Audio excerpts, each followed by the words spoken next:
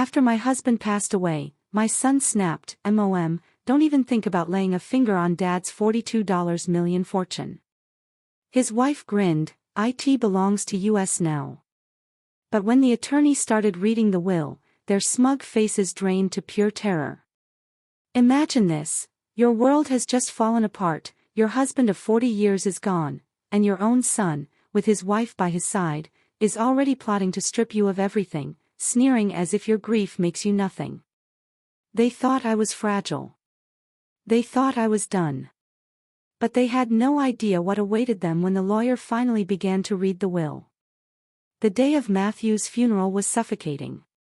It wasn't just the heavy Texas sun pressing down on the black suits and dark dresses, it was the unbearable weight in my chest, an ache no words could describe. For nearly 40 years, Matthew and I had built our lives brick by brick, deal by deal, until we became one of the most respected real estate families in Dallas. $42 million in assets, properties, and legacies that were supposed to symbolize not just wealth, but the sweat, tears, and countless sacrifices we made together. And yet, standing there in the grand Dawson estate, with the oak coffin polished and rows of white lilies lined neatly across the marble hall, I felt emptier than I ever had in my life. Guests filled every corner of our mansion, business partners, neighbors, distant relatives. They spoke in hushed tones, sipping glasses of wine, offering condolences that, honestly, felt rehearsed. To them, Matthew was a titan, a man whose empire defined Dallas real estate. To me, he was my husband, my compass, my steady hand when the world threatened to shake. My son, Noah, however, did not grieve the same way. At 38, Noah had always been admired in public. He was charming, tall, with a voice that commanded attention. In the business community, people respected his confidence, though I often saw it for what it truly was, recklessness dressed as charisma. He had my husband's eyes, but none of his patience, none of his quiet wisdom. Standing beside him was Amy, his wife of 10 years. 35. Elegant, sharp-witted, but with an ambition that glinted like a knife whenever she smiled. During the service, she clung to Noah's arm, not in grief, but in quiet triumph, as if her position at his side had finally elevated her to the role of queen of this empire. While I accepted condolences in silence, too choked with sorrow to speak, they greeted guests as though they were already the hosts, shaking hands, offering smiles, whispering promises of what was to come. It was subtle, yes, but I saw it. And others did too. A few eyebrows raised, as if to say, shouldn't this be Charlotte's moment? But no one spoke aloud. Later, as the sun dipped behind the estate gates and the last cars drove away, I lingered in the dining hall, surrounded by the scent of flowers that had already begun to wilt. Matthew's photograph rested on the mantel, his familiar, kind eyes watching me. My heart whispered a vow. "Matthew," I said quietly, my voice trembling, but resolute, "I promise I will protect what we built. I will guard it with every breath left in me." I turned then, only to catch sight of Noah across the room. He leaned close to Amy, his lips barely moving, but I heard it clearly. "It's all ours now." Amy's painted smile curved wider, her eyes sliding toward me like a predator assessing its prey. The words cut sharper than any blade. In the days following the funeral, a chilling silence filled the Dawson mansion, where once Matthew's laughter had echoed through the halls. Now, there was only the sound of my own footsteps. At 59, I had thought my later years would be steady, secure, filled with moments of peace. Instead, I found myself adrift in an ocean of grief and crushing uncertainty. Noah visited often, but not with warmth. He spoke with rehearsed tenderness, offering to handle matters so I wouldn't stress myself. Amy hovered nearby, her hands brushing across documents, her tone dripping with fake concern, but her eyes scanning for any sign of weakness. "You should rest, Mom," Noah said one evening, laying a hand on mine. "Dad left everything to me anyway. You know he built all this for me. I'll take care of things. You don't have to worry." Amy nodded, her voice soft but chilling. Charlotte, you should focus on prayer and peace. Let Noah handle the empire. He was made for this. You weren't. Their words were meant to soothe, but all I felt was the stinging dismissal. In their eyes, I was already a relic, too fragile, too irrelevant to matter. But they underestimated me. Because while grief had hollowed me out, it had not erased who I was. I had built this life with Matthew. I had stood beside him in every boardroom, negotiated contracts when his health wavered, sacrificed friendships, dreams, and years of my youth to build what now, apparently, stood in my son's hands. And as I watched Noah puff his chest with pride, and Amy smirk like a woman who had finally won, I knew one thing with absolute clarity: this was far from over. That was the first time I realized the story of Matthew's will wouldn't be about what he left behind. It would be about what was revealed when greed was given the chance to bare its teeth. And though I did not yet know every step of the road ahead, I felt the storm rising. Because no matter how much my son insisted otherwise, no matter how Amy whispered in his ear, I would never let Matthew's empire crumble under arrogance and entitlement. That night, the mansion felt colder than usual. The halls of Dawson Estate were never silent before Matthew passed. But now, even the ticking of the grandfather clock carried an eerie weight. I walked slowly down the corridor, searching for something. Maybe a trace of comfort. Maybe just the strength to face another day without him. As I passed by the study, a sliver of light bled through the crack in the heavy oak door. I paused, thinking Noah might be working late. But then I heard voices. Not just voices. His voice, low and mocking, and Amy's, sharp as glass. I should have kept walking. I should have respected the boundary of that door. But something in the tone, the cruel edge in their laughter, froze me to the floor. Noah. Amy's whisper was sly, curling like smoke. She's fragile now. You've seen her. One gentle push and she'll lean exactly where you want. Smile, hold her hand, look like the dutiful son. She'll sign whatever paper you place in front of her. I paused. Then Noah chuckled. Not the laugh of my little boy who once begged me to read him bedtime stories. This laugh was hard, arrogant. You're right, he muttered. She's easy prey. All her life she's hidden behind Dad's shadow.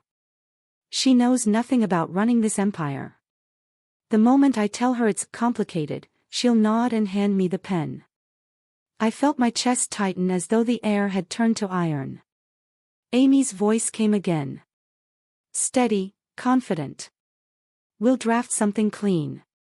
Something that shifts control quietly. She'll believe it's just another routine document. And when the lawyer confirms her signature, it's ours. Every property, every cent. She can have her charity lunches and her pearls, but the estate belongs to us. Noah gave a short, dismissive laugh. She'll thank me for saving her the trouble, and the city will still respect me. Matthew Dawson's only son. No one will question it. Who listens to a grieving widow anyway? My knees trembled, but I refused to let a sound escape my throat. I leaned closer to the door, my heart pounding in my ears. Amy pressed further. She's still clinging to her dignity. Break that. Remind her she's old. Remind her that Matthew is gone. Without you, she has nothing. Once she feels powerless, she'll surrender everything with a smile. I bit down on my lip until I tasted blood. My son. My only son. Plotting to strip me of everything Matthew and I had built. Noah, Amy teased, her tone dripping with cruelty. You always said she was too soft. This is your chance to prove you're stronger than your father ever was. Don't hesitate. Noah sighed, but not with doubt, with pride. She thinks I care. She doesn't know that I stopped respecting her years ago. To me, she's just a figurehead. She was never cut out for this world. Dad tolerated her opinions, but I won't. I'll run things the way they should have been run all along. The words stabbed deeper than any blade could. I pressed my hand against the wall, steadying myself. 1,000 memories came rushing back. Noah's first steps, his first broken arm, his laughter in the backyard while Matthew grilled burgers. I had raised him with love. I had stood beside him when he faltered. And now he stood on the other side of that door, tearing apart the last threads of trust that bound us together. I swallowed hard, forcing back tears. I wanted to burst through the door, confront them, scream his name until the echo rattled the chandeliers. But something inside me whispered to wait. If they thought I was fragile, I would let them believe it. If they thought I was blind, I would keep my eyes sharper than ever. Still, their words cut again before I could step away. She'll never see it coming, Noah said flatly. Mom's weak.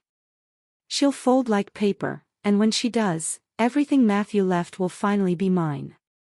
Amy's laugh lingered like poison in the air. At that, my hand slipped from the wall, my breath sharp and uneven. I stumbled back, the wood floor creaking beneath me.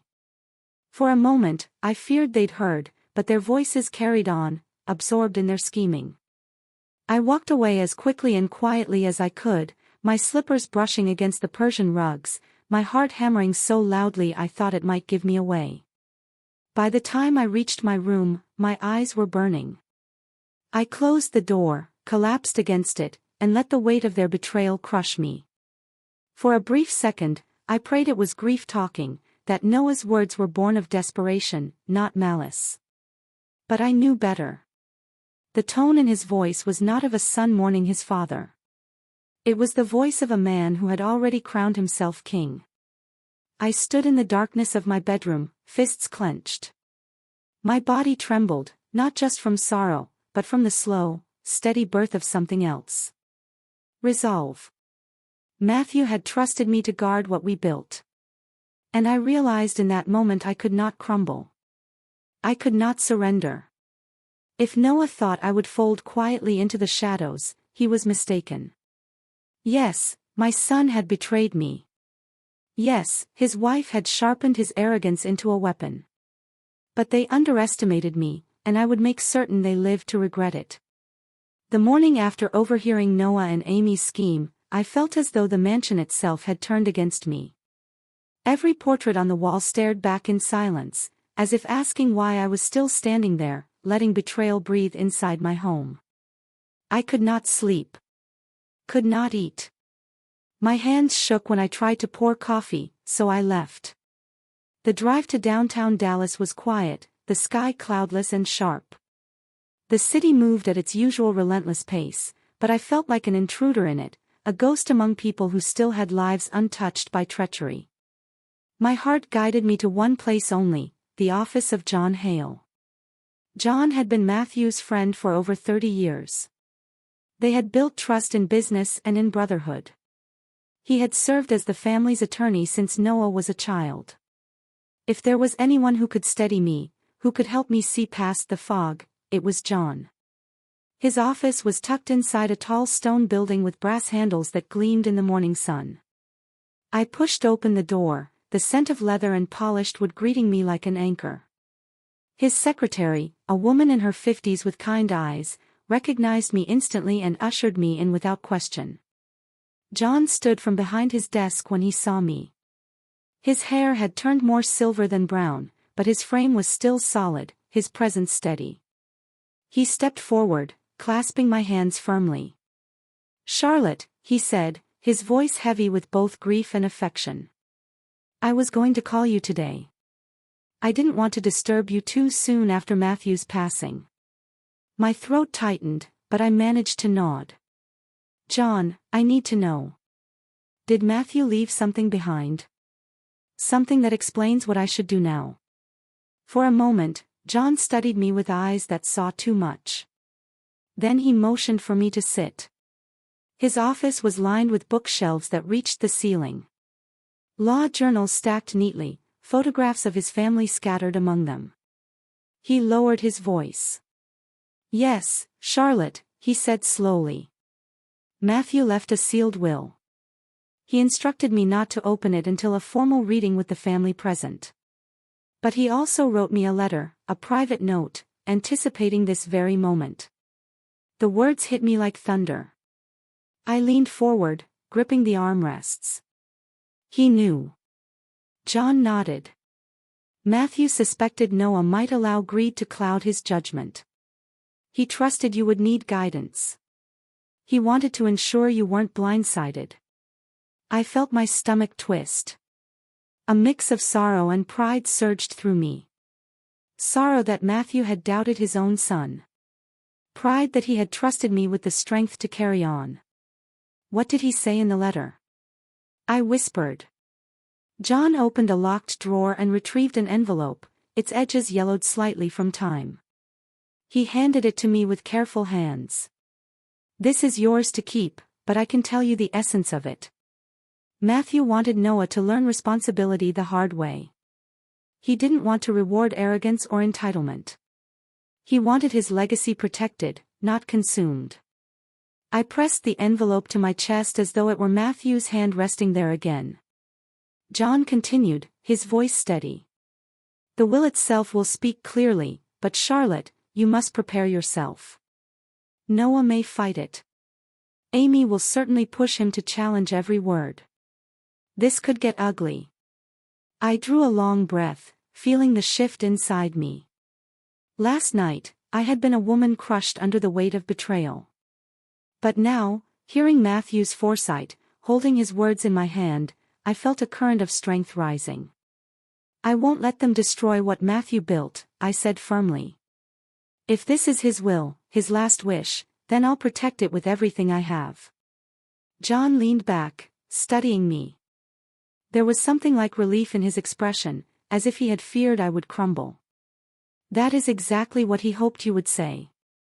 You're stronger than they realize, Charlotte. That's your advantage." I shook my head slowly. "They think I am fragile. They think grief makes me blind. But they don't know me, John. Not really. I may have been quiet all these years, letting Matthew take the lead. But I listened. I learned. And I will not be played for a fool by my own child." For a moment, silence stretched between us. Only the ticking of a small desk clock filled the space. Then John spoke again. "There is another thing," he said carefully. "Matthew left something symbolic in the will. I cannot reveal the details before the formal reading, but it is designed to test Noah's character. It will not be what he expects. You need to be ready for his reaction." My grip on the envelope tightened. "Then let him react. But I will not yield. If Matthew trusted me to carry this burden, I'll see it through." John's lips curved into the faintest smile. "Good, because once that will is opened, there will be no going back. The truth will cut deep, and alliances will shift. But remember, Matthew's intent was not just to punish, but to guide. Even in death, he wanted Noah to learn the value of humility." The words sank into me like fire. For the first time since the funeral, my spine straightened. I felt taller, anchored by purpose rather than drowned by loss. I stood, folding the envelope carefully into my purse. "John, thank you. You've given me more than legal advice. You've given me direction. Whatever storm comes next, I'll face it." He rose as well, placing a reassuring hand on my shoulder. "You're not alone, Charlotte. Remember that." As I left his office, the roar of Dallas traffic filled the air. But inside me, there was only a sharp, calm determination. Last night, I had been broken by Noah's cruelty. Today, Matthew's foresight had stitched me back together. I walked toward my car with one thought burning clear in my mind: if my son wanted a war over this estate, then a war he would have. And I was ready. I knew if I confronted Noah too soon, he would fight back with everything he had. He believed himself clever, and Amy fed that illusion daily. If I wanted to protect Matthew's legacy, I needed to play the part they already assumed I was: fragile, tired, easy to handle. So, I began the performance. The next morning at breakfast, I let my shoulders slump. My hands trembled just slightly as I lifted the teacup. Noah sat across from me, scrolling through his phone. Amy tapped her nails against the table, impatient, as though even family meals were an interruption to her schemes. I cleared my throat. "Noah," I said softly. "Perhaps it's time you helped me with some of your father's paperwork. I'm not as strong as I used to be. Just a few things. Nothing heavy. Temporary, of course." His head lifted, eyes sharp, but quickly masking calculation. "Temporary? What do you mean?" "Just some minor accounts," I replied, sliding a small folder across the table. "A late cabin maintenance bill, a shareholder note that needs watching. Simple things. I'm so tired lately. It would be a relief." Amy's smirk spread instantly. "That's a wise decision, Charlotte," she purred. "You shouldn't overburden yourself.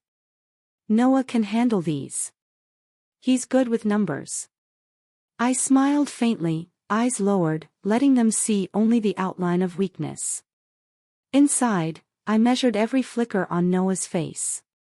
He took the folder like it was the first crack in a locked door. "Of course, Mom," he said, masking his eagerness with forced calm. "I'll take care of it. You should focus on your health." Health, the word hung in the air like a knife. Later that day, when they left for errands, I drove quietly to the office. Not my home office, not the grand desk Matthew once used, but the downtown headquarters of the company that bore his name. The staff there, loyal, seasoned, protective, stood when I walked in. Mrs. Dawson, the finance director, greeted, "I'm so sorry for your loss." I placed a hand over hers. "Thank you. I need a favor. For the next few months, whenever Noah asks for files or financial records, I want duplicate copies sent directly to me. Quietly. No delays, no questions." Her brows knit for a moment. Then she nodded firmly. "Understood." One by one, I spoke to department heads, accounts, real estate, operations. I kept my tone calm, my instructions clear. Noah would think he was in control, but every decision, every movement would echo back to me. I would have eyes where he least expected them. By evening, I was back at the mansion, sitting in the garden as if I had never left. Noah and Amy returned, laughter ringing in the driveway. He looked relaxed, more confident, like a man who believed the keys were slowly sliding into his palm. He joined me at the table. "Mom, I went over those papers. Easy stuff. You don't need to worry anymore." "Thank you, son," I whispered, eyes heavy like a woman surrendering. Amy stood behind him, arms folded, a glint of triumph in her eyes. "You see, things are smoother already. You just needed to let go a little." I didn't answer. Silence often says more than words. The next week passed in the rhythm of my deception. I let Noah sit at my desk occasionally. Let him sign off on small maintenance checks. Let Amy watch, as if she were queen over some conquered land. But every evening after they left, I cross-checked the figures on my own. I made notes, compiled files, and built my case brick by brick. And then came the first real test. One afternoon, I overheard Amy on the phone in the hallway. Her voice was low but sharp, like a blade cutting through fabric. "Yes, the Austin Villa," she said. "Prime spot. I can get a buyer lined up before summer. Don't worry, Charlotte won't resist. She barely knows what she signs these days." My chest burned, but I kept walking, making sure she never knew I had heard. That villa had been Matthew's favorite retreat, the place where he taught our granddaughter how to fish, where he sat by the water at dusk with a glass of bourbon and silence. To sell it would be to erase him. That evening at dinner, Noah cleared his throat. "Mom, Amy, and I think we should consider selling the Austin property. It's too much for you to handle." Amy leaned in, eyes gleaming. "It's really for the best. That place just sits empty. We could reinvest the money somewhere more useful." I let my fork rest on the plate. My pulse thudded, but I forced my face calm, lips faintly trembling like a woman too tired to argue. "If you think it's wise, then perhaps, draw up the details. I trust you." Noah's grin flashed for a second before he smothered it. "I'll look into it. Don't you worry." But inside, I promised Matthew, they will not touch it. Later that night, alone in my room, I wrote in my private ledger, *Austin Villa, watch closely. Block sale at all costs, * the performance was working. Noah believed more each day that I was fading, leaning on him. Amy grew bolder, already speaking of assets as if they were hers. They underestimated me with every breath, every smirk, every whispered plan. And that was exactly what I wanted. Because while they schemed in plain sight, I was documenting, preparing, waiting for the moment to strike. I closed the ledger, slid it into the drawer, and locked it. Then I looked at Matthew's photograph on the nightstand. "They think I'm weak," I whispered to him. "But I am not the one in danger here. They are." The Dawson estate was more than walls and land. It was Matthew's blood. His sweat poured into timber and stone, a symbol of how a man with nothing had built something lasting. And yet, on a sharp afternoon, Noah stormed into the study, waving a draft contract like it was his birthright. "Mom," he said flatly, "we need to talk about Dawson." I looked up from the ledger in my hands. "The estate?" "Yes," he snapped. "It's time to sell. We're sitting on untapped equity. Austin Villa, fine, but Dawson is the crown jewel. Developers would line up for it. Dad built it for me. He would want me to use it to expand." The way he said, "for me," stung like acid. My voice cut steady. "Your father built it for this family, for us all. It's not just property, Noah. It's history. He planted every oak in that garden himself. Do you really think he meant for you to pawn it off like a poker chip?" Noah's face reddened. His tone climbed. "Mom, you don't understand business. Nostalgia doesn't generate returns. I'm not a child anymore, waiting for your approval. Dawson belongs to me. Dad built it for me." Amy leaned casually against the doorway, arms folded. Her smile was sharp, deliberate, like a blade slipped between ribs. "You're holding him back," she said coolly. "Every empire needs to grow or it dies. You clinging to the past won't change the future. You're afraid, Charlotte. Admit it." Her voice wasn't loud, but it cut deeper than Noah's shouting. I steadied my breathing. My instinct was to lash back, to remind her she was nothing but a guest in a house she never helped raise. But I bit it down. Rage would expose me. Instead, I set the ledger down and stared Noah in the eye. "You think selling Dawson is growth?" I asked. "It's destruction. And if you do this, you'll lose more than money. You'll lose the one thing your father wanted most. His legacy intact." Noah slammed the contract on the desk. "Legacy doesn't pay dividends. I'm moving forward with this with or without you." My hand clenched around Matthew's old fountain pen, but I forced myself calm. I knew then Noah wasn't just reckless. He was blind with entitlement, and blind men, guided by greed, walk straight into cliffs. It didn't take long for Noah to find a partner willing to feed that hunger. A week later, word reached me. Noah had been seen at the Sterling Club in Dallas, the kind of place where fortunes changed hands over glasses of bourbon. I didn't need to guess twice why he was there, so I followed. Not inside the room, he would smell suspicion, but close enough to know. Through the tall glass doors, I saw him seated across from Leo Carmichael. Even from a distance, Leo carried the air of a man who thrived on other people's risks. Mid-40s, slick hair, a suit cut too sharp, eyes always calculating. A broker, a dealmaker, the kind of man who smiled while stealing your shoes. I moved discreetly through the lobby, close enough to hear fragments. Noah leaned forward, voice confident, loud enough to carry. 25 million.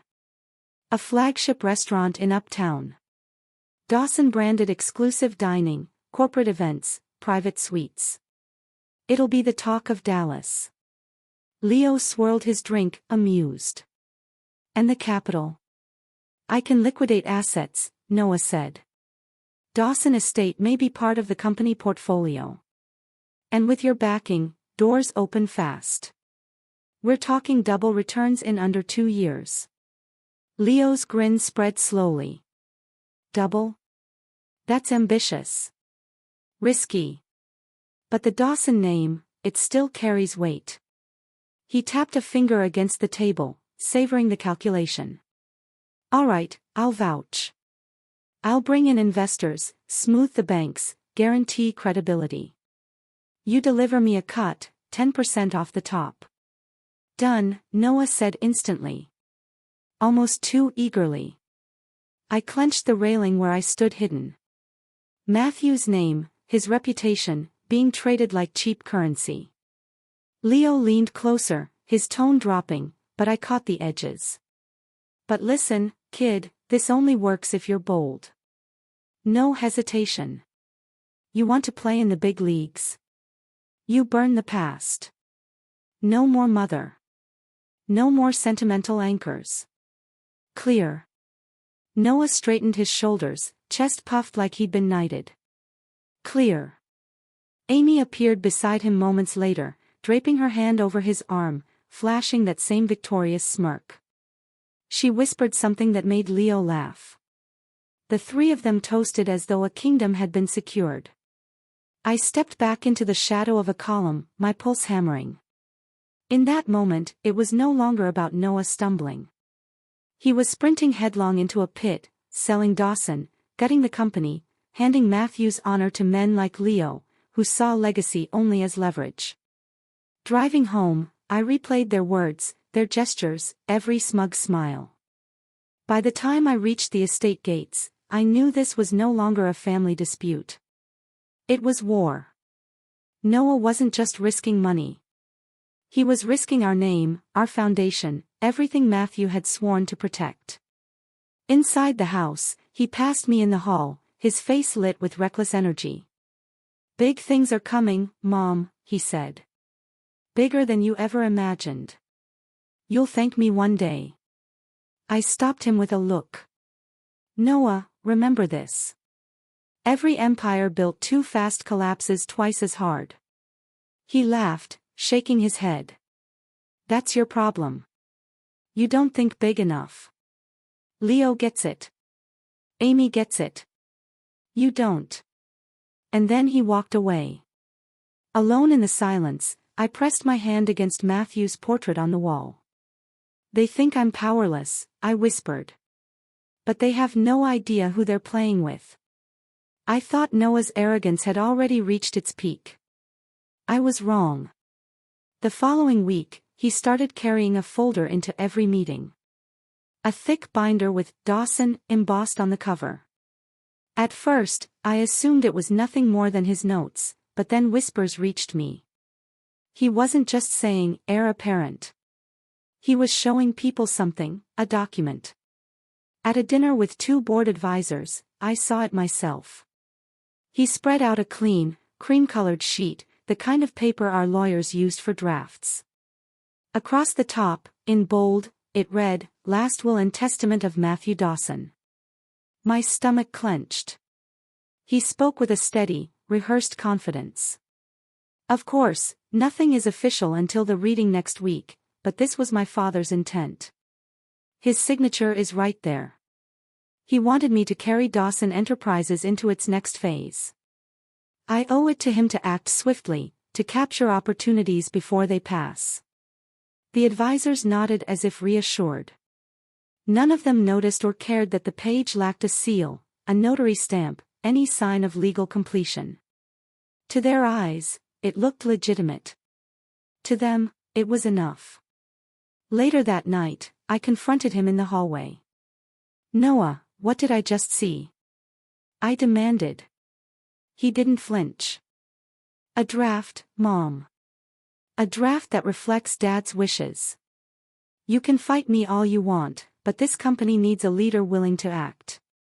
Investors don't wait for ceremonies. They want proof of continuity." "It's not proof," I shot back. "It's a forgery." He stepped closer, lowering his voice. "It's persuasion. Don't confuse the two. The more dangerous part wasn't the paper itself. It was how he wielded it." At one meeting with bankers, I overheard him presenting his pitch. He no longer spoke like a desperate heir. He spoke like a CEO mid-transition, with jargon that sounded both professional and inevitable. "We're restructuring and diversifying the Dawson portfolio post-transition," he said, calm as ice. "Our family enterprise is entering a new generational phase. That means capital reallocation, fresh partnerships, and strategic investments. We're not just inheriting, we're innovating." I watched the bankers lean in. When Noah framed it as Dawson Enterprises, it sounded invincible. Not Noah Dawson begging for cash, but a dynasty securing its future.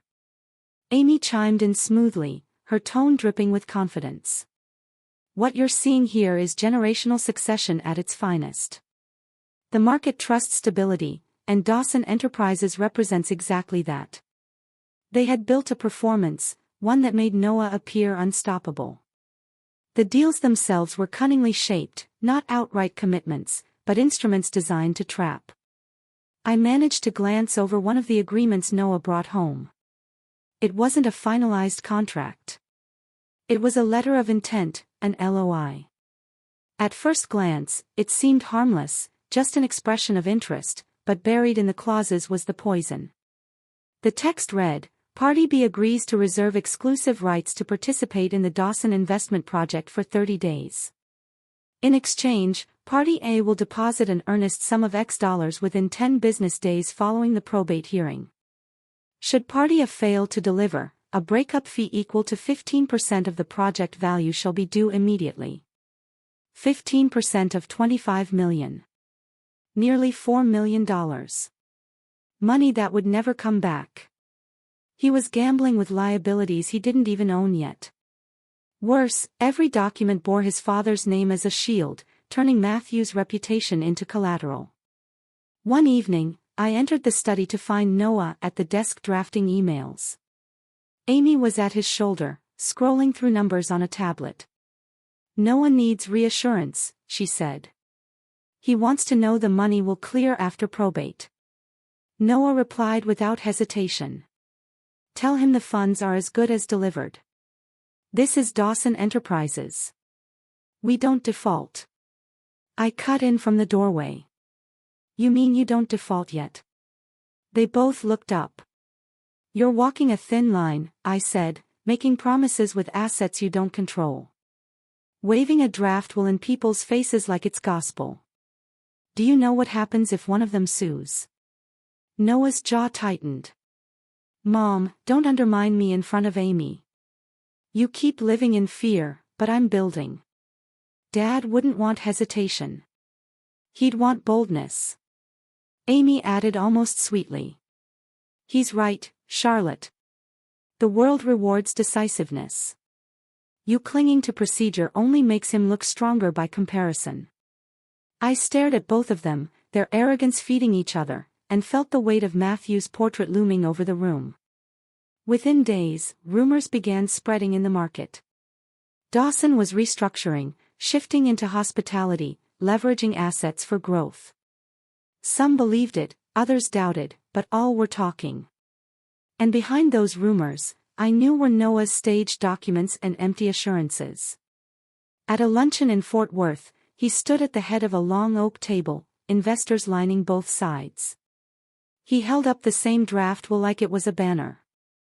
My father's final wish was continuity, he declared. He built this empire for me to take forward. We're not waiting for bureaucracy. We're moving now. You want in? You have 30 days of exclusivity to secure your place. After that, the door closes. The room murmured with excitement. And what if the funds delay? One man asked. Noah smiled, rehearsed, flawless. Dawson doesn't delay. We honor commitments. That was the moment I realized. He wasn't bluffing anymore. He believed his own lies. That night, I shut the door to Matthew's study and sat in the silence. The scent of his old cologne still lingered faintly on the shelves. His books, his papers, the weight of his presence. Everything pressed against me. I reached for the box of letters he left behind. My hands shook as I untied the string. Inside were envelopes, his handwriting firm and unyielding. I pulled one free and unfolded it under the dim lamp. His words cut through me like steel.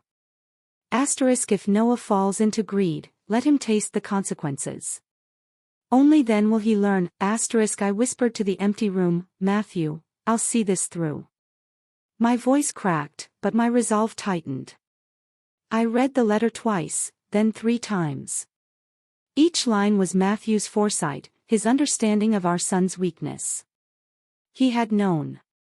He had predicted this very spiral. He hadn't left me unprepared. He had armed me. I laid the letter aside and opened another folder stacked nearby. These weren't personal. They were company documents, financial records, contracts with signatures that weren't quite right. Numbers that didn't align, expenses disguised as consulting fees. My chest tightened as I turned page after page. It was all there. Decisions Noah had made before Matthew's death. Deals already bleeding the company. Vendors paid twice. Shell companies receiving transfers. And in the margins, Noah's initials, bold like a child proud of his mischief. I slammed the file shut, anger rising in my throat. He wasn't just reckless now. He had been reckless all along. The clock struck midnight, and I sat back, exhausted, but unable to rest. The next morning, I called John. When he arrived, he looked at the stack of documents spread across Matthew's desk. His eyes narrowed. Where did you find these? They were buried under Matthew's old files, I said. Hidden, but not gone. Look here. I pointed to a series of payments. Same vendor, 3 invoices, same amount, same date. That's not a mistake. John leaned closer, scanning. And here, see this. That signature isn't the CFO's. It's traced. Sloppy. My heart pounded. So, he was draining us even before Matthew passed. John let out a low whistle. Charlotte, this isn't just incompetence. This is deliberate. I pressed my palms to the desk, steadying myself. We need proof that holds in a boardroom, not just whispers. If Noah waves that fake will, we need something heavier. John nodded. We'll track every irregular payment. Build a timeline. Once it's all mapped, nobody can deny it. That afternoon, we drove to the downtown office quietly. John had pulled access logs, emails, and transaction records. We sat together in the conference room, piecing things together like detectives. I scrolled through Noah's correspondence. His tone was cocky, casual. Push this through. Don't bother Mom with details. Dad always said, speed matters. I clenched my fists. He was using Matthew's words as cover, twisting them into excuses for theft. John dropped another folder in front of me. Look, He signed an LOI with Graham weeks before Matthew's death. That means he was already positioning himself. He didn't wait for probate. He didn't even wait for his father's body to be cold. The reality cut deep. My son had been planning this long before grief could even set in. As the sun set, John leaned back. Charlotte, you have enough to corner him. But the question is, when? I looked at the pile of letters beside me. Matthew's voice echoing in my mind. Let him taste the consequences. Not yet, I said. If I strike now, he'll spin it as me resisting change. No, we wait until he hangs himself with his own rope. Then we tighten the knot. John's eyes met mine. That takes patience.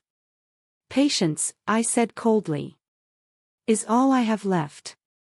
That night, back in Matthew's study, I sat again with the letters. My hands no longer trembled. My fear had hardened into something else. Clarity, I whispered into the silence. Matthew, I'll carry this to the end. Not because I want revenge, but because he must learn. He must build again, not on stolen ground, but on his own. I closed the box, locked it, and turned off the lamp. The silence was heavy, but this time it was no longer suffocating. It was the silence before a storm, and I was ready to bring it. The day of the will reading arrived, and the Dawson estate felt colder than I had ever known. The long library, with its towering shelves and heavy curtains drawn against the sun, was transformed into a courtroom of sorts. The air was thick with unease. I sat at the center of the long mahogany table, posture straight, face calm. Inside, my heart was steady but guarded. To my right was John Hale, our family lawyer, his expression unreadable, papers neatly stacked before him. Across from me sat Noah and Amy, side by side. Noah's shoulders squared with false confidence. His chin raised. Amy leaned close, whispering to him with a smile that barely hid her smugness. To them, this was a formality, a ceremonial rubber stamp before the floodgates opened in their favor. I watched their arrogance like one watches a storm gather over calm water. John cleared his throat. The room hushed instantly. His deep voice carried authority, every syllable deliberate. By order of the late Matthew Dawson, I am tasked with reading his final will and testament. This document has been verified, sealed, and will be entered into probate effective today. Noah rolled his eyes. Yes, yes, let's move it along, he muttered, loud enough for me to hear. Amy smirked at his impatience. John did not flinch. He continued with the standard provisions: donations to long-serving employees, bequests to charity, instructions for the upkeep of certain properties. Noah tapped his fingers against the table. Amy sighed dramatically. Finally, John adjusted his glasses and turned to the final section. The atmosphere shifted. Even Noah sat up straighter, waiting for the words he thought would crown him. John's tone sharpened. Now, regarding Dawson Enterprises and the totality of the Dawson estate, including liquid and non-liquid assets, properties, and holdings. Noah leaned back with a satisfied smirk. Amy clasped his arm. John continued, Matthew Dawson hereby appoints his wife, Charlotte Dawson, as the sole heir and primary executive of his estate. She shall assume the role of chairwoman of the Dawson Enterprises board with full authority to act in his stead. The silence was deafening. I watched Noah's face shift from smug to stunned in a blink, his jaw clenched, his smirk evaporating. Amy's mouth dropped open, her hand falling away from his arm. John's voice was steady, unrelenting. Furthermore, it is Matthew Dawson's express wish that his son, Noah Dawson, inherit a trust fund in the amount of $100,000. This fund is subject to conditions including demonstrable employment, personal financial responsibility, and abstention from misusing Dawson Enterprises' name for personal gain. The fund will be administered by Charlotte Dawson at her discretion. The air froze. My hands remained still on the table, but inside I felt the weight of Matthew's foresight. Noah shot to his feet, his chair scraping violently against the floor. His face flushed crimson. "This is a fraud," he shouted, his voice cracking. "I built this, too. I kept this family name alive when Dad was gone. When Mom was." He stopped himself, glaring at me. "You can't expect me to believe he'd cut me off for a measly $100,000. This is my company, my inheritance." Amy's eyes welled with tears, but they weren't of grief. They were rage. "This is absurd. Matthew loved Noah. He would never do this. He trusted him more than anyone." John's reply was calm, surgical. Matthew knew exactly what he was doing. He made these arrangements long before his illness worsened. This was his final test. He wanted to see if Noah would act responsibly and wait, or let greed consume him. "Sadly, Noah, you answered that for him." Noah's fists clenched. "This is your doing, Mother. You poisoned him against me. You filled his head with lies." I met his fury with silence at first, letting the weight of his own words hang in the air. Then I spoke, my voice sharp, steady. "I didn't need to poison anything. Your actions spoke louder than I ever could. The fake documents, the reckless deals, the arrogance. Your father saw through it all." Amy slammed her hand on the table. "You think you've won? This isn't over. Noah will contest this. He'll drag you through court until every penny is gone." John interjected, his voice cutting her off like a gavel. "He can try, but this will is airtight. It was notarized, witnessed, and stored under court seal. Contesting it will expose every questionable decision Noah has made. Are you prepared for that scrutiny?" Amy's face went pale. Noah looked away, his breath shallow, his chest heaving. For the first time, his bravado cracked into something raw. Fear. I let the silence stretch, my gaze locked on him. When I finally spoke, it was not with anger, but with the steel Matthew had left me. "Your father wanted you to stand on your own feet, Noah. Not to live off his shadow, not to twist his legacy into your playground. He left you something, but he left you a lesson first. If you can't learn it, then the money will mean nothing, and neither will the Dawson name." Noah dropped back into his chair, his head in his hands. Amy whispered frantically to him, but he didn't respond. His shoulders shook, not with sorrow, but with rage he couldn't unleash. John closed the will, sliding the documents back into their envelope. "The reading is concluded. Charlotte, as executive, all further proceedings are under your authority." I nodded once. "Thank you, John." I rose slowly, steady, while Noah and Amy remained frozen in disbelief. As I walked toward the door, I felt Matthew's presence stronger than ever. This was not just victory. It was justice. I had carried his foresight through, and though the wound of betrayal still burned, I knew I had fulfilled his wish. Behind me, the silence lingered. The sound of Noah's world collapsing was not loud. It was quiet, suffocating, undeniable. The room had not yet recovered from the shock of the will when Noah's fury erupted. His voice cut through the air like shattered glass.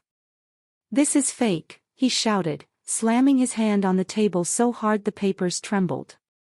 "You manipulated him, Mother. You twisted everything. You think you can steal what belongs to me." I stayed silent. His rage was loud, but his desperation was louder. Amy clutched his arm, whispering, "Calm down, Noah, please." But he shook her off violently. "You wanted this, didn't you?" he hissed, pointing at me. "All those nights you sat by his side, feeding him poison against me. You turned him into your puppet." John Hale leaned back in his chair, folding his hands. His calm presence made Noah's tantrum look even more pitiful. I kept my voice even. Are you finished? Noah sneered, his chest heaving. Not even close. He reached inside his briefcase and pulled out a thick stack of papers bound with a red clip. His hand trembled, not from weakness, but from eagerness to strike. This, he declared, holding the stack high for everyone to see, is the real will. The draft father wrote before you got to him. This is what he truly wanted. Amy's eyes lit with hope. Yes, Noah. Show them. Show them the truth. I did not move. Instead, I tilted my head, my voice clear and sharp. Then, by all means, Noah, present it. The doors opened. At my signal, several members of the Dawson Enterprises board entered, followed by key investors. Their faces were tight, their eyes scanning the tense scene. Noah stiffened as he realized the audience had just multiplied. I spoke with deliberate calm. Gentlemen, ladies, thank you for joining us. Noah insists he holds proof of Matthew's true intentions. I thought you might like to hear it directly. Noah's face flickered with confusion, but pride overrode caution. He thrust the stack forward. This document shows father never intended to hand everything to her. He meant for me to run the company. He knew I was the only one capable. Gasps rippled through the room. The investors leaned in, whispering to one another. I kept my gaze locked on Noah. Tell me, I said slowly, my words like blades. Is this the same document you showed some of these gentlemen to secure their letters of intent? The investors stiffened. A man in a gray suit nodded grimly. Yes, that is the one. A woman beside him added, he claimed it was binding, that he was the next CEO. He pressed us to sign quickly under his assurances. Noah's smile faltered. That's right, because it's true. Father wanted me in charge. This is proof. I turned to John Hale. John rose smoothly, a folder already in hand. As counsel to the estate, I must clarify for everyone present. The document Noah holds is a draft, discarded and superseded months before Matthew Dawson signed his final will. It has no legal standing whatsoever. He paused, letting the silence burn. However, Noah used that worthless draft to solicit agreements from investors, binding letters of intent. Each LOI contains a termination penalty. Total exposure, nearly $4 million. The room erupted. Investors stood, voices rising. $4 million, one shouted. He tricked us into liabilities. Amy's face drained of color. She looked at Noah as if seeing him for the first time. Noah stumbled, shaking his head. No, that's not right. I was protecting the company, trying to secure capital. John's voice sliced through him with forged authority. Worse, we have documentation showing you signed loan applications using your mother's name as guarantor. That is fraud, Noah. Criminal fraud. Gasps again. Eyes turned to me, then back to Noah. Noah's jaw dropped. He looked cornered, like an animal realizing the cage had been locked from the outside. She's lying. You're lying. This is all a setup. I rose from my chair, slow and deliberate. My voice was low, steady, and final. Noah, your father's will didn't strip you of power. You did that yourself. You didn't inherit a company. You manufactured a debt. You didn't protect his legacy. You endangered it. And now you stand exposed, not as a leader, but as a liability. Amy whispered almost in a trance. You told me, you said everything was guaranteed. You said your father already signed. Noah turned to her, panic in his eyes. Amy, listen, but she pulled away, shaking her head violently. Her tears now weren't for him. They were for herself, for the ruin he had dragged her into. The board members rose, angry voices flooding the room. Unacceptable. We trusted you. This is malpractice. John raised his hand, commanding order. I advise everyone remain calm. Mrs. Dawson will assume the chairmanship as stipulated. We will work through this together, but let there be no doubt, Noah Dawson's actions have placed the company at risk. This will be addressed fully in due course. The anger in the room only intensified, but their focus was no longer on me. It was on Noah. I watched him shrink in his seat, his shoulders collapsing under the weight of humiliation. His arrogance had evaporated, leaving behind only the hollow shell of a man who had gambled everything and lost. Amy's eyes hardened. She no longer looked like a partner, but an accuser. I leaned forward, my final words sharp as steel. You wanted to prove yourself, Noah, and you did.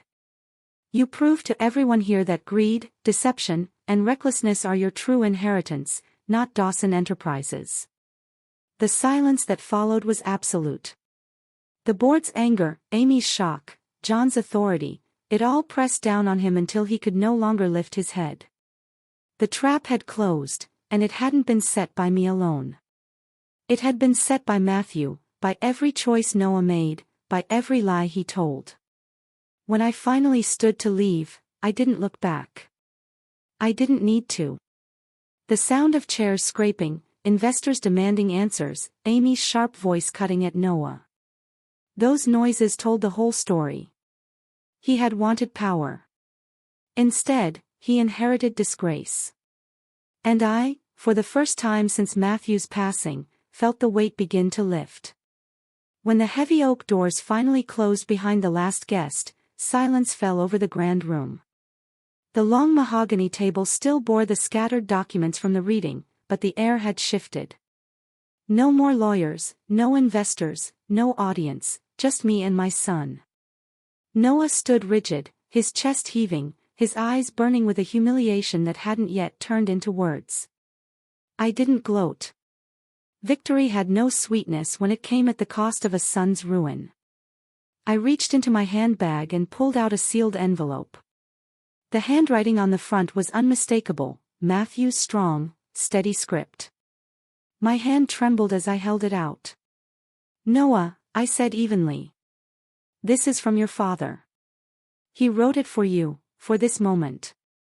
He hesitated, his jaw clenched, suspicion flickering across his face.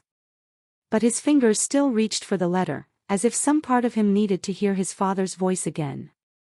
I watched him rip the seal. His eyes scanned the lines, and his expression cracked.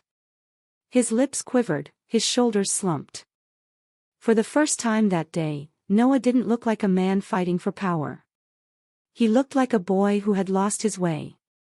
He knew, he whispered, barely audible. Tears gathered in his eyes as he kept reading, his voice breaking on the words Matthew had left behind. Asterisk my son, power gained without work is a curse. I built not just a company, but a trust, a legacy, brick by brick. You must learn that building is harder, but it is the only path that gives life meaning. I pray you choose creation over destruction. Asterisk the letter fell from his hands. He covered his face, his sobs raw, unrestrained. I didn't move closer. I didn't comfort him. Instead, I spoke firmly. My voice steady, though my heart ached. Your father didn't want you to fail, Noah. He wanted you to learn. He wanted you to understand that respect isn't inherited. It's earned. You thought you could demand it. That's why you lost everything before you even began. He shook his head, choking on his own guilt. I wanted what was mine. It was never yours to take, I replied sharply. It was yours to earn, if you had the patience. But you let greed blind you, and greed has a cost. For a long moment, there was nothing but his broken breathing and the ticking of the old clock on the wall. The next morning came with a knock at the front gates. I was in the sitting room when the sound echoed through the house. My heart sank even before I saw the uniforms. The police. Two officers entered, their faces grim. Behind them, John Hales stood silent, holding a folder. "Noah Dawson," the taller officer announced, "you are under investigation for forgery and fraud." Noah stumbled backward, disbelief flooding his face. "What? No. No. This isn't happening. You can't." But then Leo, his so-called ally, was led in handcuffs through the doorway. His head hung low, his voice. "I told them everything, Noah, about the fake documents, about how you used your mother's name to secure the loans. I couldn't take the heat alone." The color drained from Noah's face. "You betrayed me." Leo didn't look at him. He just whispered, "You betrayed yourself." The officers read Noah his rights. He shouted, cursed, tried to argue, but it was useless. The evidence was there, laid bare in black and white. The law wasn't swayed by anger or denial. I sat on the edge of the sofa, my hands gripping the fabric so tightly my knuckles whitened. My son, my flesh and blood, being taken away in disgrace. Tears welled in my eyes, but I forced them back. This wasn't about pity. This was justice. As they escorted him out, Noah turned once more, desperation flashing across his face. "Mother, please. Say something. You can stop this." I stood, but my words were cold, unshaken. "Noah, I warned you. Your father warned you. We both wanted you to stand on your own, not drag everyone else down with you. I will not shield you from the consequences of your own choices." His eyes widened, and for a heartbeat he looked like the frightened child who once ran to me for protection. But the moment passed, and the officers pulled him through the doorway. The house fell silent again. I sat back down, my body heavy, my chest tight. My tears finally spilled, quiet and uncontrollable. They weren't tears of triumph. They were tears of a mother who had done everything she could and still had to watch her son fall. I whispered to the empty room, to Matthew's memory. I didn't want this. I wanted him to change. But perhaps this is the only way. The world outside moved on. Investors regrouped. The company stabilized. Life continued. But for me, time slowed. I thought of Noah's last look, torn between rage and despair. I thought of Matthew's words in the letter. Words meant to guide a son who had chosen the wrong road. Justice had spoken, not through my hands, but through Noah's own mistakes. The punishment wasn't mine to deliver. It was the world's, the law's, and ultimately his own doing. I sat there silent, my tears blurring the morning light that poured through the tall windows. There was no gloating in me, no sense of victory, only the solemn weight of truth, a family broken by greed, a legacy nearly destroyed, and a mother left to carry both grief and strength. But even in the quiet, I knew this, Matthew's lesson had been delivered. Perhaps not in the way I hoped, but in the way it had to be. The courtroom in Dallas was cold that morning. The kind of sterile cold that stripped people of pretense. The flags hung still, the judge's gavel resting on the bench like a weapon waiting to strike. I sat at the back, quiet, my hands folded in my lap. This wasn't my battle anymore. Justice had its own stage. Noah stood before the judge, no longer wearing the tailored suits that once made him look untouchable. His face was pale, eyes restless. He looked smaller, almost shrunken inside his own skin. The judge's voice was sharp and unyielding. "Mr. Noah Dawson, the court has reviewed the evidence presented. Your actions constitute forgery, misrepresentation, and financial fraud. The damage you caused to investors and to the estate cannot be ignored." Noah's attorney tried to soften the blow, speaking of youth, of poor judgment, of the pressure of expectations. But it didn't matter. The truth was clear. The verdict came like the crack of a whip. Heavy fines running into millions, enough to strip away the illusion of wealth he clung to.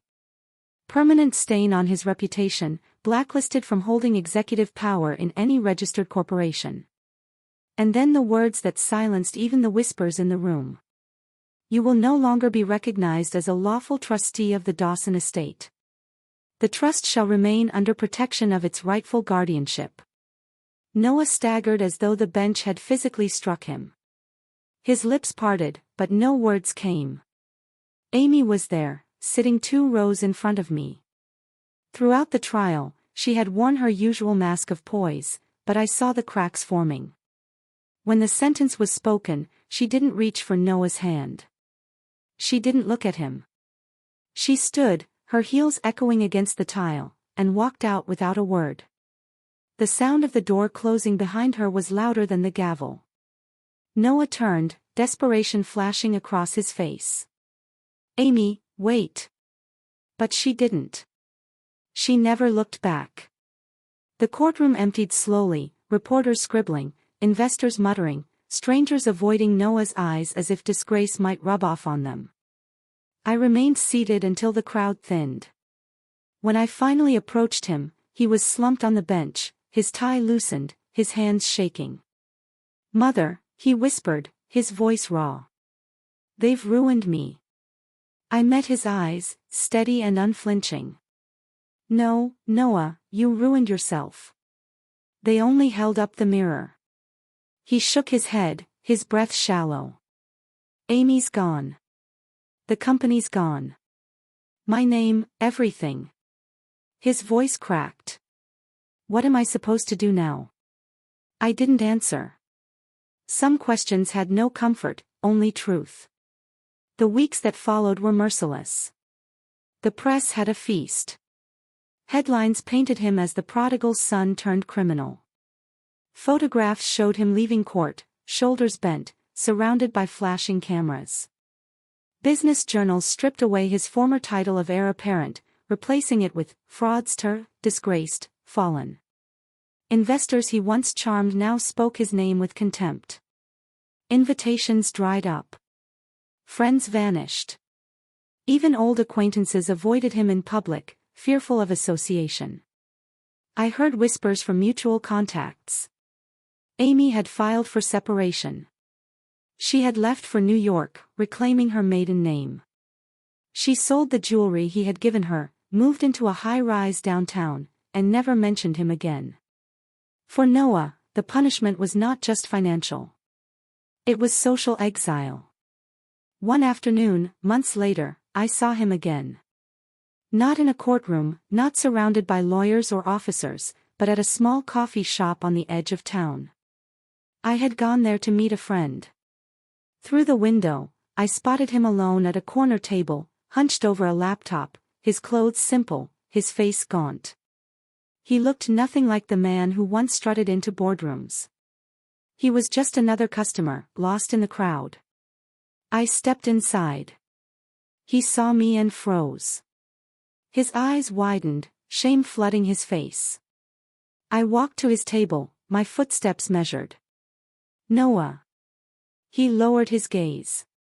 Mother, I didn't think you'd ever want to see me again.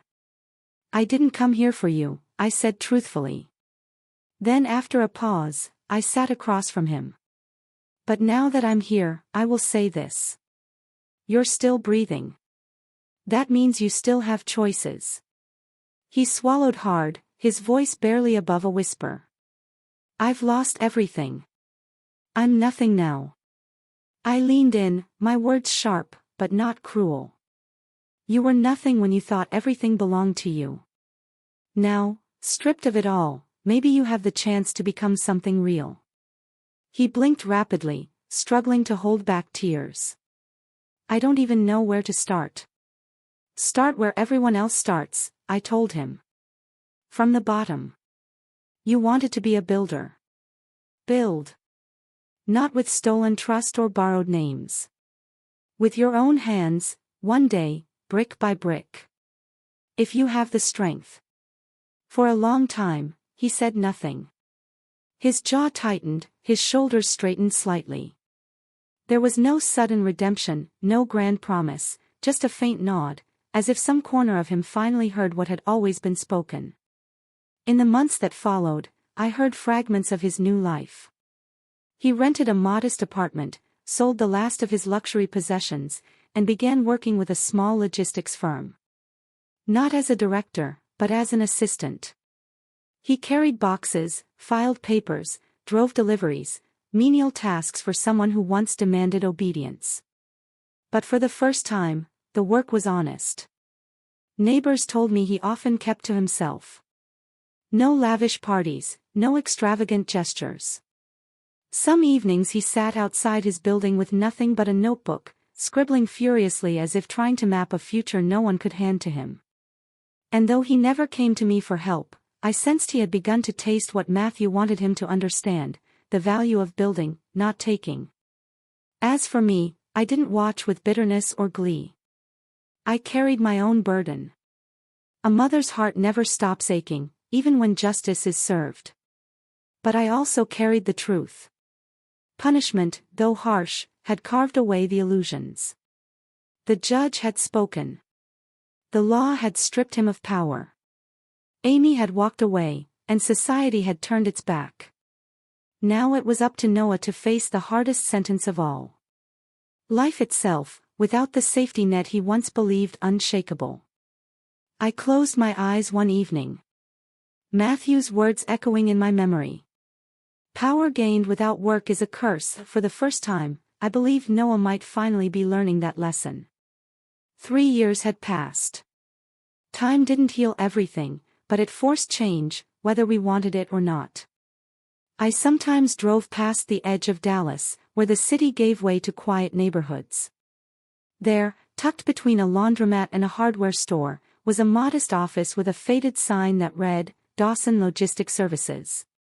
The letters weren't polished gold like the old corporate logos Noah once demanded.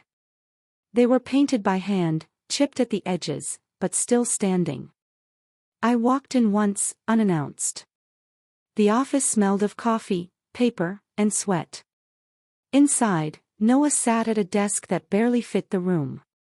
His shirt sleeves were rolled up, his tie cheap, his hands roughened from long hours. He wasn't barking orders into phones or surrounded by assistants. He was scribbling numbers in a ledger, his brow furrowed in concentration. When he noticed me, he froze. For a moment, I saw the old instinct, that flash of pride that once made him unbearable, but it didn't last.